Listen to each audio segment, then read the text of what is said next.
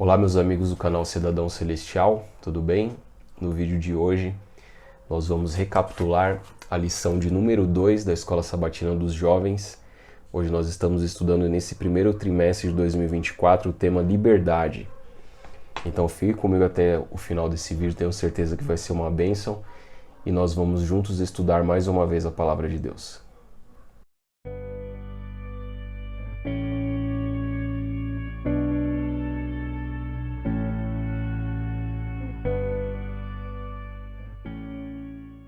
Muito bem, meus amigos, chegamos então à semana de número 2 da lição da Escola Sabatina desse primeiro trimestre de 2024.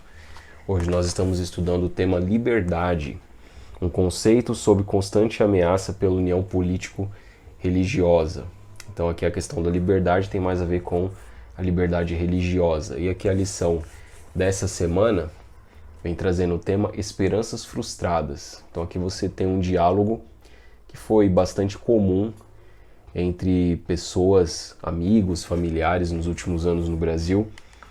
Na verdade não é um diálogo, é uma discussão, né? Duas pessoas ali discutindo e uma dizendo para a outra: você é assim porque é de direita, e o outro responde: e você é assim porque é de esquerda. E ao lado nós temos um texto de Ellen White, Mensagens aos Jovens, página 95, que diz o seguinte: quem me dera poder pintar a beleza da vida cristã, começando com a manhã da vida, dirigido pelas leis da natureza e de Deus, o cristão prossegue sempre para frente e para cima.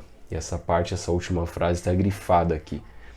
O que isso quer dizer, né? Que nós que somos cristãos não somos nem de direita e nem de esquerda, nem de centro-direita, centro-esquerda. Nós devemos ser do alto, é de cima, é para cima que nós devemos olhar. E essas questões de discussões políticas, nos últimos anos o Brasil ele tem passado por uma transformação onde há um despertamento político, né, da parte de muitas pessoas, onde as pessoas começam a se interessar e se engajar mais em discussões políticas, e isso tem aflorado muito os nervos das pessoas, a ponto de, nos últimos anos no Brasil, nas últimas eleições, você ter histórias de pessoas que chegaram a tirar a vida de outros, né, por conta de divergências de discussões políticas. E isso tem, inclusive, dividido igrejas aí ao redor do Brasil e até outros lugares do mundo também.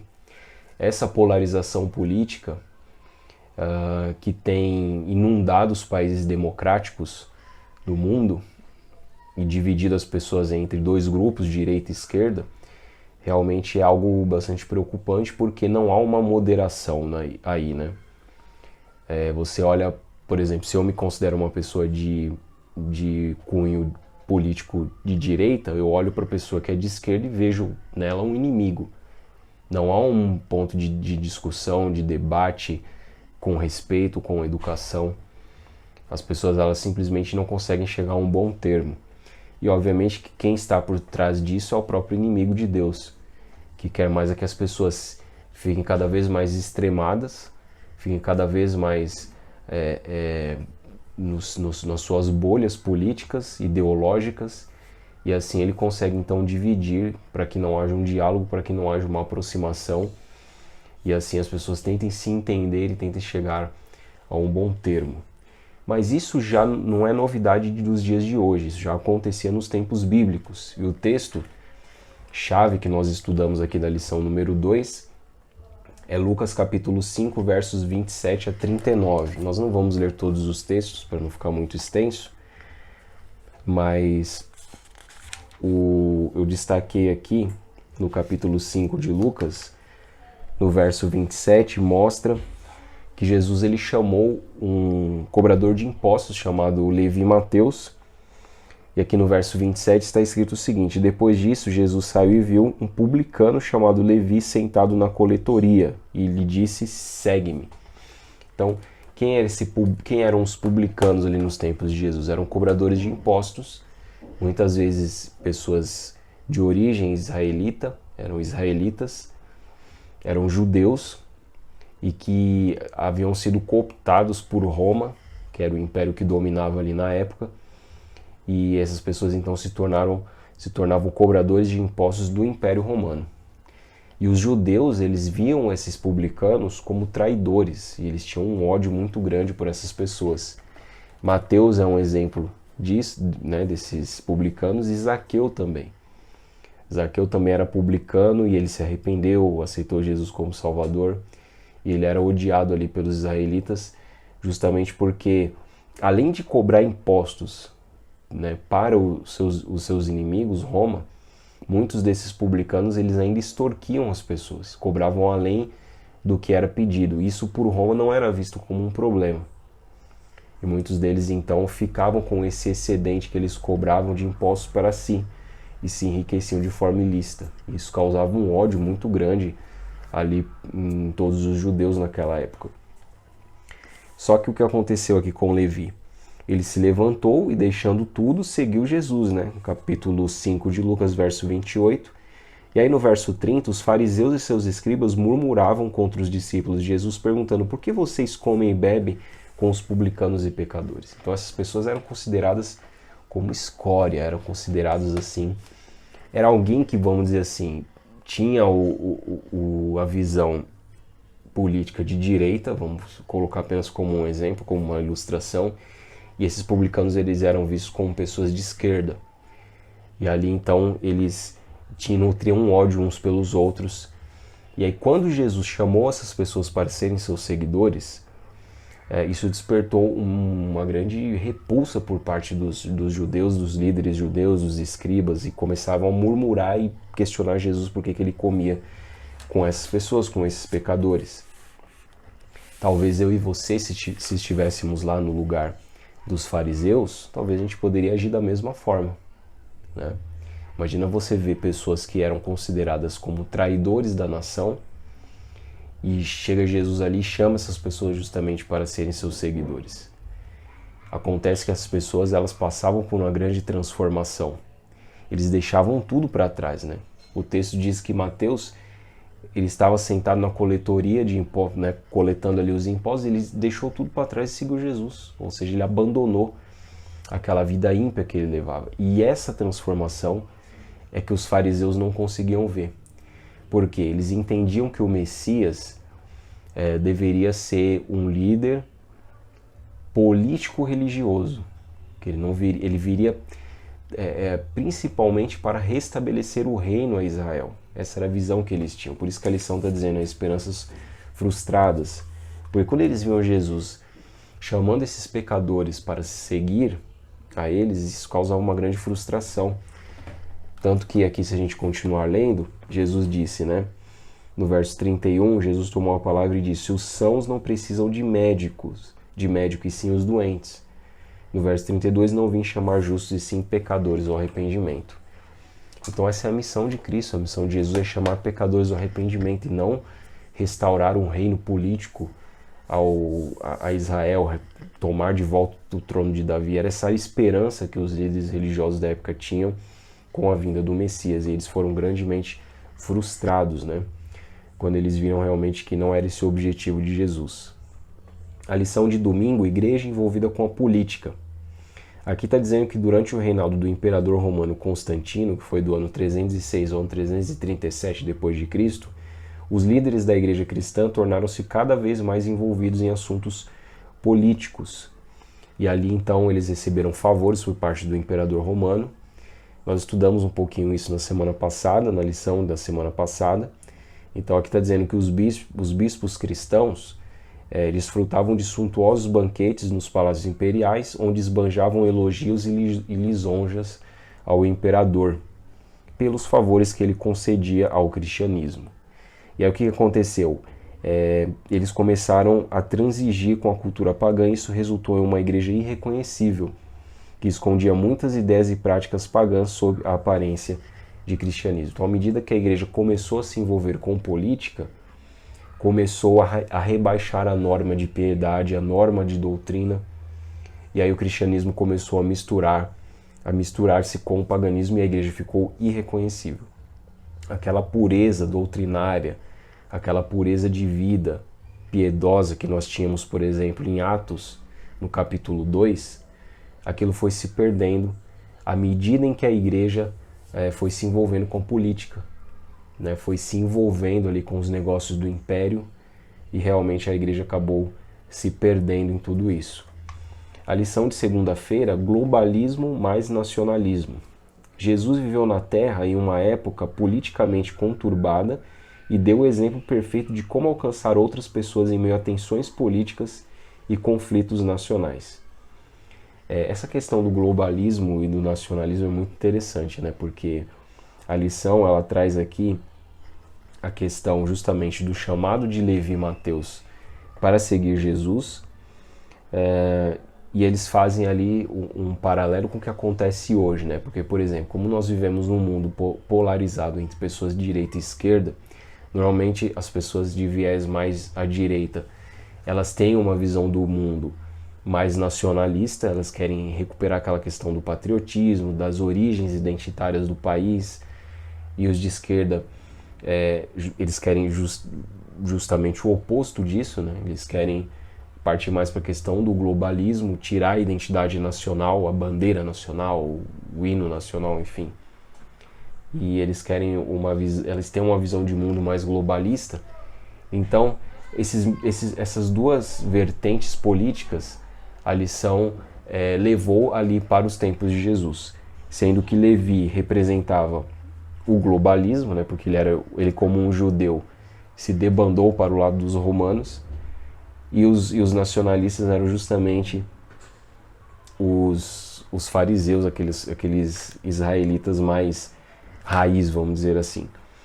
Então, aqui está dizendo que Jesus ele juntou pessoas de perfil globalista e nacionalista nos seus seguidores mais próximos, que eram os 12 apóstolos. Por exemplo, Jesus estava pedindo a um zelota nacionalista como Simão que trabalhasse junto com um colaborador globalista do Império Romano, um desprezado coletor de impostos, que era justamente Mateus. Essa questão era nitidamente visível para todos os que viam. Então Jesus ele juntou pessoas de todos os perfis, ele não desprezou ninguém, ele não desprezava ninguém, ele juntou pessoas de todos os perfis para serem os seus seguidores. E realmente isso o exemplo de Jesus ele é muito latente para nós, né? Porque hoje nós devemos seguir o exemplo de Cristo também e olhar um pouquinho além das questões políticas que nos separam, né? Questão de direita, esquerda, enfim, essas discussões sem fim que acabam trazendo muito estresse para todos nós. Acabam, ao invés de nós nos aproximarmos através do Evangelho, a gente acaba se dividindo por conta de questões políticas, de divergências políticas, né? E isso acaba atrasando realmente a pregação do Evangelho, né? Aqui é a lição de terça-feira, politicamente arrasados. A maioria dos discípulos não queria nada mais do que se livrar do governo autoritário de Roma, aquilo que a gente já comentou há pouco tempo atrás. Eles viam o Império Romano como a maior ameaça à sua liberdade religiosa. Então, quando Jesus Cristo ele morreu na cruz do Calvário, os seus seguidores eles ficaram realmente arrasados. E olha que Jesus ele já vinha constantemente dizendo para eles o que lhe iria acontecer, mas eles parece que taparam os ouvidos para isso, né? Os discípulos discutiam com frequência sobre quem seria o mais importante nessa nova administração governamental. Então, o objetivo deles realmente era que Jesus fosse esse líder político, religioso, que ele ascendesse ao trono de Davi. E quando isso acontecesse, eles ficavam discutindo ali de quem seria o maior nessa nova administração governamental liderada por Jesus. Inclusive, a mãe de Tiago e João chegou a pedir a Jesus que desse aos seus filhos os cargos mais importantes nesse reino tão aguardado. Perto do fim da vida de Jesus, o entusiasmo de seus discípulos estava focado na construção desse novo reino na Terra. Esse era o foco deles, construir esse novo reino na Terra, e o objetivo deles, logicamente, questão muito egoísta da parte deles, né, de ascender aos cargos mais importantes desse suposto novo governo liderado por Jesus. Só que o que aconteceu é que Cristo deixou claro que esse não era o objetivo dele. E aí, quando algumas pessoas entenderam isso, elas logo se afastaram de Jesus.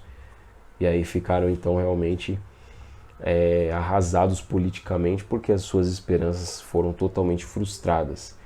Aqui a lição está dizendo que a resposta definitiva de Jesus foi apresentada em uma frase, que está em João capítulo 18, verso 36.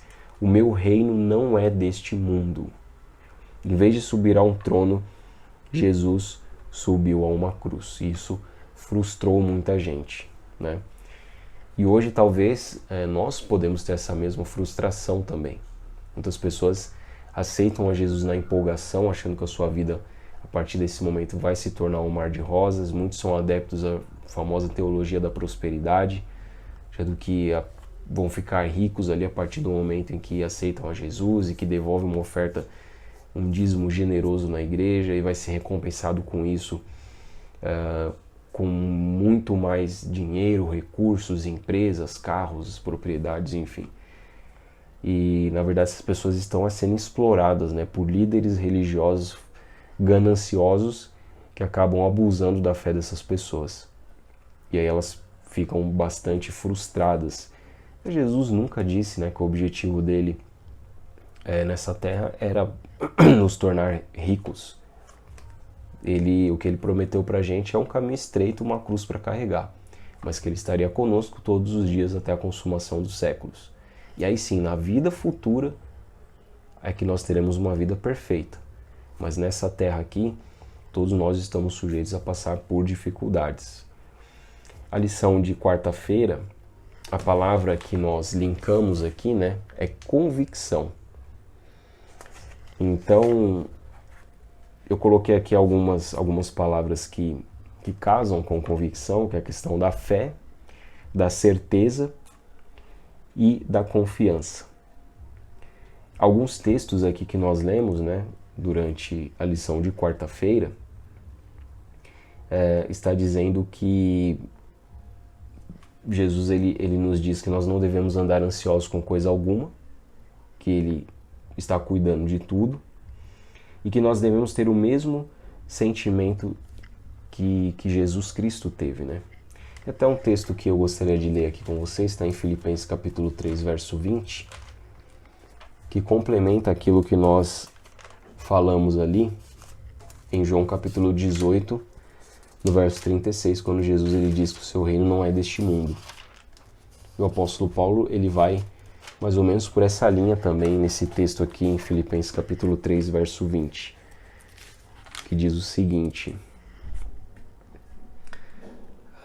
pois a nossa pátria está nos céus, de onde também aguardamos o Salvador, o Senhor Jesus Cristo. Então ele está dizendo aqui que a nossa pátria, a partir do momento que nós nos tornamos cristãos, aceitamos a Jesus como Salvador, isso não quer dizer que nós não vamos cumprir com as nossas obrigações como cidadãos. Enquanto estivermos aqui nessa terra, a gente tem o direito de votar, tem o direito de se expressar politicamente, desde que isso seja feito de forma respeitosa. E também um ponto principal é conhecendo aquilo que nós estamos falando, né? Hoje em dia muitas pessoas falam muitas coisas, mas muitas vezes não têm ideia do que estão falando, não têm ideia do que estão defendendo. Hoje a gente vive numa cultura de massa, onde as pessoas elas têm dificuldade de se aprofundar em assuntos como política, por exemplo. Então, é importante a gente ter essa consciência também, né? A lição de quinta, ofendidos por Jesus. Jesus não estava apenas introduzindo algumas novas ideias ao antigo sistema de pensamento de seus discípulos, e sim estava estabelecendo uma visão de mundo que era inteiramente nova para eles. Infelizmente, havia um discípulo que não estava disposto a permitir que Jesus mudasse sua visão de mundo. Aqui a lição está trazendo o exemplo de Judas, que jamais abandonou seus planos políticos. Por mais triste que seja a história de Judas, mostra claramente que Jesus guia as pessoas e busca convencê-las, mas nunca força ninguém. Podemos resistir à sua vontade e também resistir ao seu amor. Então, Cristo sabia tudo que Judas estava fazendo ali, né? Inclusive, em algum momento, Judas ele aparentemente tinha alguma preocupação ali com o ministério de Cristo, mas tudo era falso. Mas Jesus sabia disso. E ele achava que Jesus não sabia, né? Mas Cristo sabia. Aqui está dizendo, Judas também acreditava que era mais astuto do que os outros discípulos e mais sábio do que Cristo. Quando ele traiu Jesus, estava basicamente realizando uma manobra política destinada a forçá-lo a usar o seu poder político. Então, quando Judas traiu Jesus, ele tinha também esse pensamento de que, ao fazer isso, ele iria forçar Jesus a usar o seu poder para poder se livrar daquela situação difícil que ele estaria passando ao ser entregue aos romanos, né? Só que, na verdade, Jesus ele veio ao mundo justamente para isso, né? E se não fosse Judas a entregá-lo, isso aconteceria de uma outra forma, porque já era o destino de Cristo, né? A Bíblia nos diz que Jesus é o Cordeiro de Deus que foi morto desde a fundação do mundo. Então aqui está dizendo que se qualquer outra coisa está em primeiro lugar, algum dia tropeçaremos como Judas tropeçou. Então, o que é que está em primeiro lugar na nossa vida, né? É a nossa visão de mundo, a nossa cosmovisão política, são as nossas ambições ou é o próprio Jesus? Então isso é uma coisa que nós temos que refletir todos os dias na nossa vida. E temos que buscar sempre a liderança de Cristo. Porque esse mundo hoje em dia é um mundo que tem tantas correntes de pensamento, seja política, ideológica, filosófica, religiosa. Os jovens muitas vezes são tentados também a se imergirem nesse mundo, na cultura em que vivemos hoje, e acabam por perdendo a sua identidade. Inclusive a lição que nós estudamos no último trimestre vem falando justamente sobre isso, né? O resgate da nossa identidade. E é por isso que nós precisamos todos os dias nos colocarmos debaixo da mão de Cristo, da liderança dele. Aqui a lição de sexta, alguns trechos do Espírito de Profecia, está dizendo o seguinte: embora os fariseus se achassem tão superiores, estavam na verdade em piores condições que aqueles a quem desprezavam. Os publicanos eram menos hipócritas e presunçosos, estando mais aptos a receber a influência da verdade. Então muitas vezes aqueles que nós consideramos são os piores pecadores estão em condição melhor do que nós, porque estão mais próximos do arrependimento, talvez, né? Quando eles reconhecem a sua condição pecaminosa e aí eles buscam a Jesus e Jesus os recebe, porque Cristo não faz acepção de pessoas. Ele recebeu a mim, recebe a você também, independente da nossa raça, da nossa nacionalidade, do nosso viés político, dos nossos pecados, do nosso passado, do nosso presente. Cristo nos recebe para nos transformar. E louvado seja Deus por isso. Então que nós possamos continuar estudando a lição da Escola Sabatina, continuar estudando a Bíblia, a Palavra de Deus. A lição esse trimestre tem trazido importantes ensinamentos para nós, né? E a próxima lição é lidando com divergências. Então vamos começar a estudar já a partir de amanhã a lição de número 3 da Escola Sabatina dos Jovens desse trimestre Liberdade. Um forte abraço, que Deus te abençoe e até o próximo vídeo.